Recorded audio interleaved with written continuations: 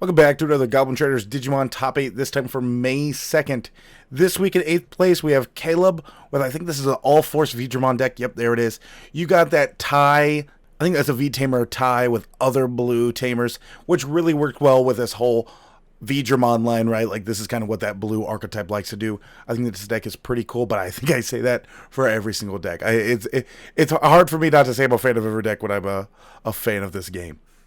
We have Nathan in 7th this week with his blue-yellow Vicomon. I think it's Vicomon? Yeah, we'll go with that. And then with the Chicago, I think is what it is in yellow. I think this deck's a little different. I did play against it. I think he got me for like 3 or 4 security in one attack.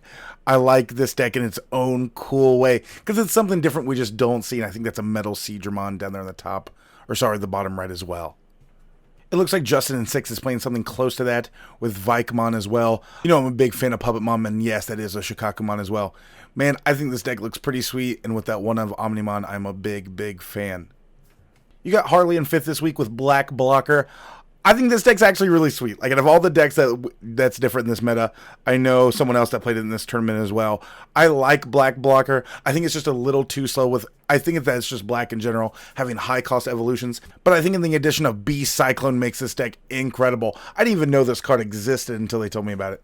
I think this just makes that turn where they need to turn to win the game, kind of like, right, like they have blockers, and they need that swingy turn to kind of overpower some decks. And I think Beast Cyclone is that card. We have myself in 4th this week with another Mega Zoo pile.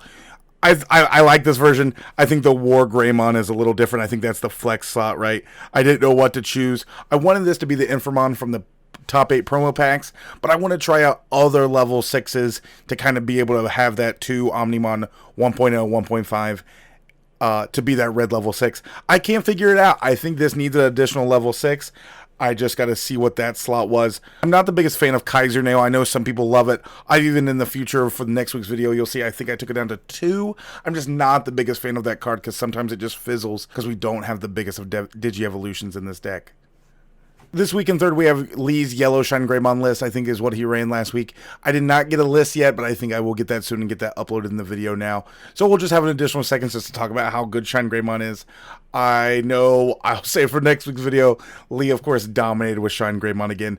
I really like the red-yellow one that he ran a few weeks ago. I think that's another cool deck, but I think there's a reason Shine Greymon is a really good deck, and I think it's even around $100 right now as well.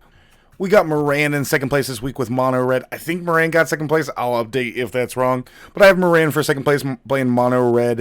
With Omnimon, he's the one that kind of told me about that War Greymon at the level 6. Kind of good against the red-yellow control decks if anyone in the meta was playing that. You got Omnimon from 1.0 and 1.5 it looks like. And this is just a cool Mono Red list. I love Red Taikamiya. Most of the time it's okay, but sometimes I think it pushes past that little wall.